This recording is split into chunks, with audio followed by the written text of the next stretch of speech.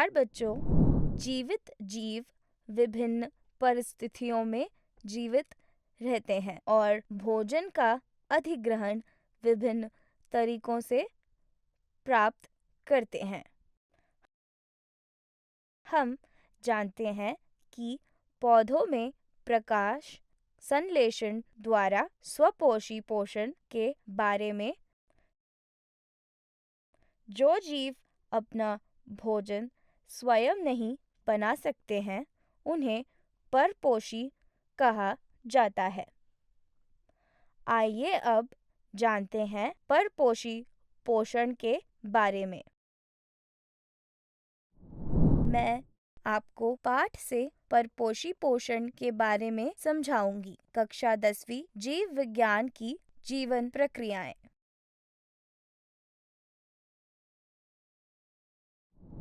सीखने के परिणाम। इस विषय का अध्ययन करने के बाद आप निम्न के बारे में जानेंगे। अमीबा और पैरामीशियम में पोषण प्रक्रिया।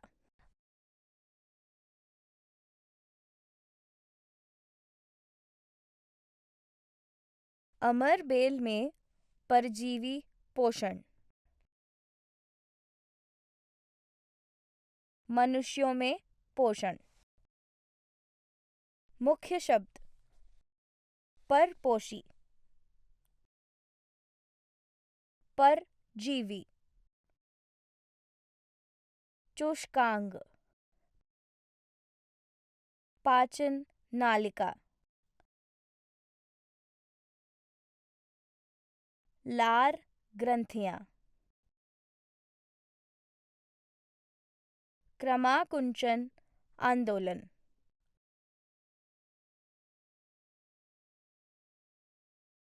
अवरोधिनी, विली, पायसीकरण। आइए विषमपोषी पोषण पर अवधारणा मानचित्र देखें।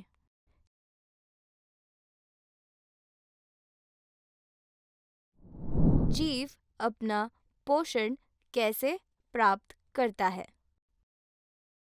भोजन के प्रकार और उपलब्धता के आधार पर जीवों के पास भोजन ग्रहण करने की विभिन्न रणनीतियां होती हैं।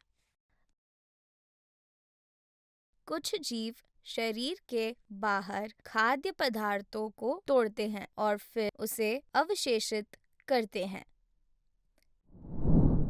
यह रोटी का साचा, खमीर, मशरूम आदि जैसे मृत जीवी हैं।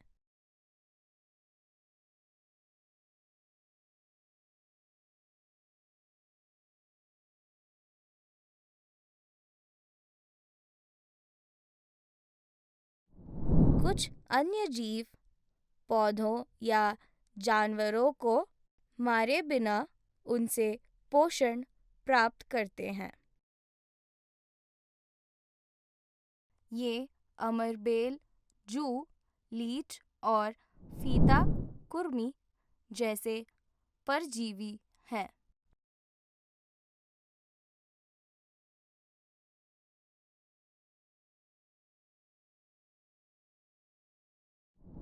अन्य लोग पूरी सामग्री लेते हैं और इससे अपनी शरीर के अंदर तोड़ देते हैं। चूंकि विभिन्न प्रकार के खाद्य पदार्थ अलग-अलग तरीकों से प्राप्त किए जाते हैं, इसलिए विभिन्न जीवियों में पाचन तंत्र भी भिन्न होता है। आप जानते हैं कि अमीबा एक कोशीय जीव है। जीवन के सभी क्रियाकलाप एक ही कोशिका में होने चाहिए और भोजन पूरी सतह से लिया जा सकता है। लेकिन जैसे जैसे जीव की जटिलता बढ़ती है, विभिन्न भाग अलग-अलग कार्यों को करने के लिए विशेष ज्ञात प्राप्त करते हैं। अमीबा कोशिका की सतह के प्रसार या पदार्थ जैसी अस्थितीय उंगली का उपयोग करके भोजन लेता है, जो खाद्य कण पर मिलकर खाद्य रितिका बनाता है।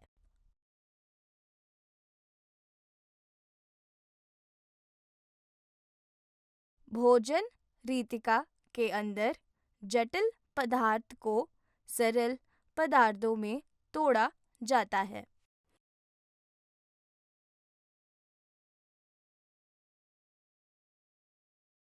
फिर कोशिका द्रव्य में फैला जाता है।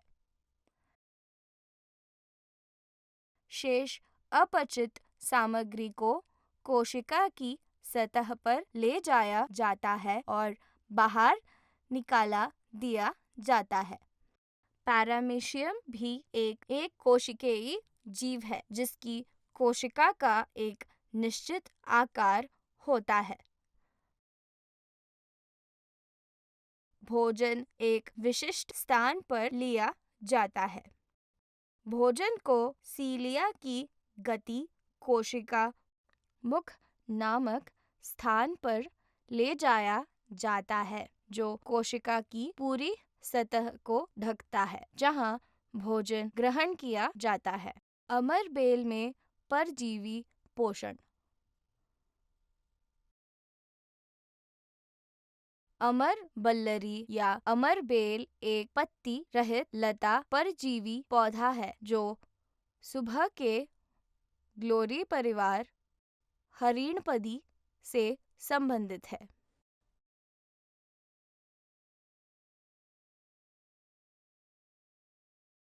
इसमें कोई पर्णहरित नहीं है और यह चूषकांग के माध्यम से भोजन को अवशेषित करता है। ये जड़ जैसी संरचनाएं हैं जो एक मेजबान पौधे के उत्तक में प्रवेश करती हैं और इसे मार सकती हैं। अमरबल्लरी के पतले धागे जैसे तने पीले, नारंगी, गुलाबी या भूरे रंग के हो सकते हैं और पत्तियां मिनट के पैमाने पर कम हो जाती हैं।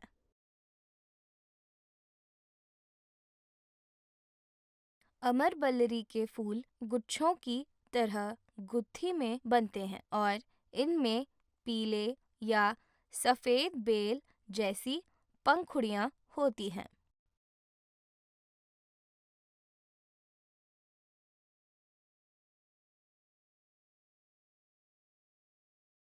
अमरबल्लरी का बीज अंकुरित होता है, एक सामान्यवान जड़ बनाता है और फिर एक पतला तना भेजता है जो एक घुमावदार डिजाइन में बढ़ता है जब तक कि यह एक मेजबान पौधे तक नहीं पहुंच जाता है।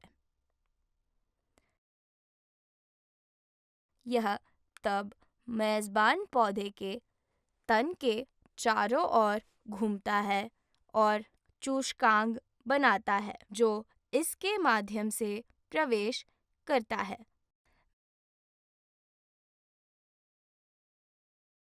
मेजबान पौधे के हाइड्रोम से चूषकांग के माध्यम से पानी खींचा जाता है और पोषक तत्व इसके पोषवाह से खींचे जाते हैं।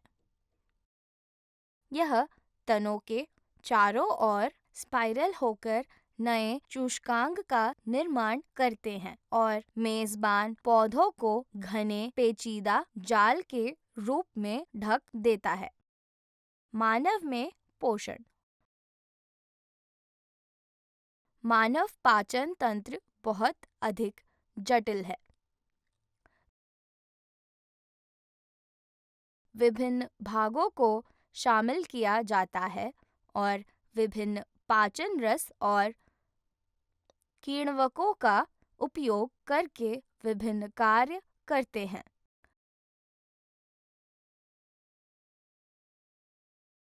पाचन नालिका एक लंबी ट्यूब है जो मुंह से गुदा तक फैली हुई है और प्रणाली के विभिन्न भाग विभिन्न कार्य करते हैं। आइए मानव पाचन तंत्र के प्रवाह चार्ट का निरीक्षण करें।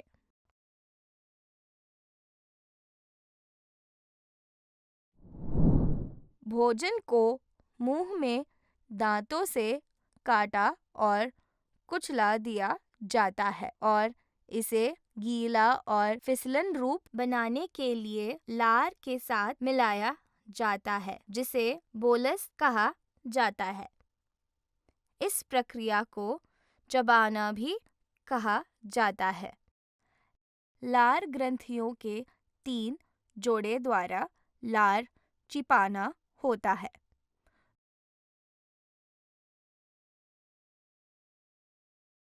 दो जोड़े जबड़े के किनारे और जीभ के नीचे स्थित होते हैं और एक जोड़ी तालू में स्थित होती है।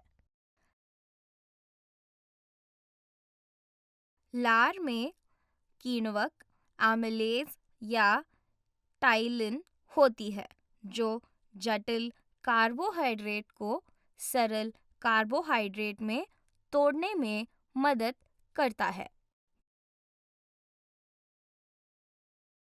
जीभ भोजन को मिलाने और इसे अगले भाग में धकेलने में मदद करता है।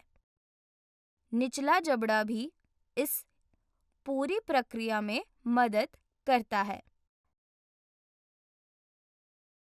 लार के साथ मिश्रित नरम भोजन अन्न प्रणाली में तरंग जैसी गति से पेट तक जाता है, जिसे क्रमाकुंचन गति कहा जाता है। पेट में भोजन पेट के रस और हाइड्रोलिक एसिड के साथ मंथन किया जाता है।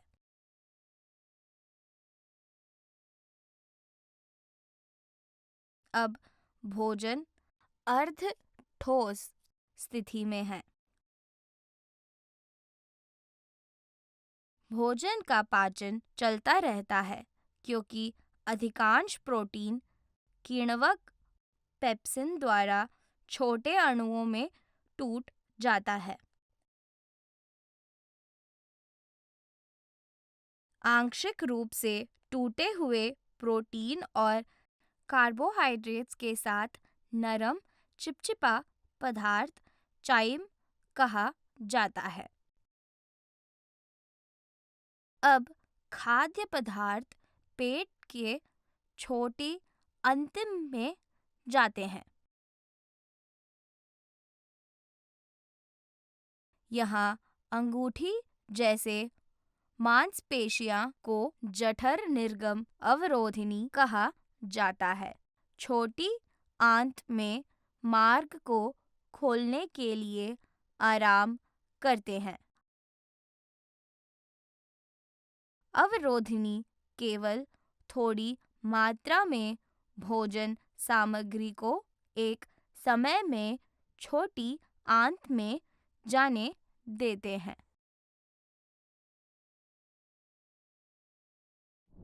छोटी आंत पाचन नालिका का सबसे लंबा हिस्सा है।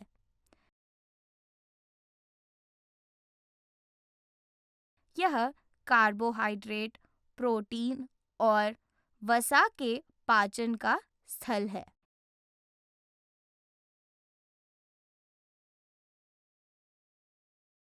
यह इस उद्देश्य के लिए यकृत और अग्न्याशय का स्राव प्राप्त करता है। ये रस आंत की आंतरिक स्थिति को धीरे धीरे एक मूल या क्षारीय में बदल देता है।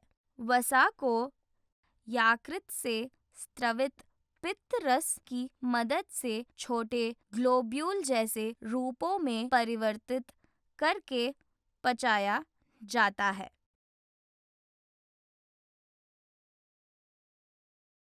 इस प्रक्रिया को पायसीकरण कहा जाता है। अग्न्याशय से स्रावित अग्नाशयी रस में प्रोटीन के पाचन की प्रक्रिया को चलाने के लिए क्लोम रस और वसा के लिए लाइपेज जैसे किण्वक होते हैं।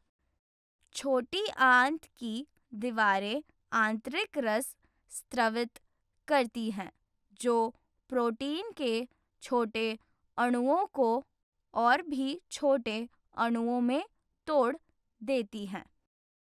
वसा के साथ भी यही स्थिति है।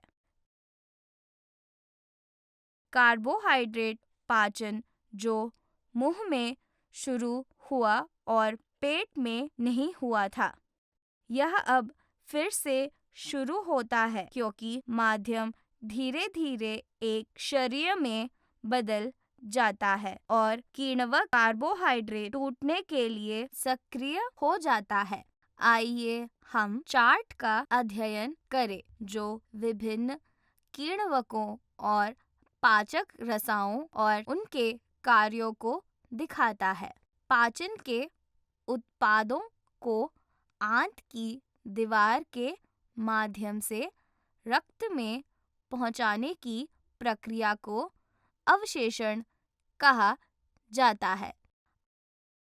आंतरिक रूप से आंतों की दीवार में कई उंगलियों जैसी अनुमान होते हैं जिन्हें विली कहा जाता है। विली अवशेषण के लिए सतह क्षेत्र को बढ़ाते हैं। रक्त वाहिकाएं और लासिका वाहिकाएं विली में एक नेटवर्क के रूप में मौजूद होती हैं। पाचन के उत्पाद पहले विली में अवशेषित होते हैं और यहाँ से रक्त वाहिकाओं और लासिक वाहिकाओं में जाते हैं। इस प्रकार छोटी आंत में भोजन के अधिकतम आवश्यकता के बाद शेष बड़ी आंत में जाता है। यहाँ अधिकांश जल इसी पदार्थ से अवशोषित किया जाता है। यह पदार्थ फिर गूदा से बाहर निकाला जाता है, जो पाचन नालिका का अंतिम भाग है। इस अपचित पदार्थ को शरीर से गूदा के माध्यम से बाहर निकालने की प्रक्रिया को मल त्याग कहा जाता है। गूदा से बाहर निकलने वाले भोजन में अभी भी काफी मात्रा में प्रोटीन, वसा और कार्बोहाइड्रेट या प्रोटीन के मोटे या फाइबर होते हैं। याद रखने योग्य बातें।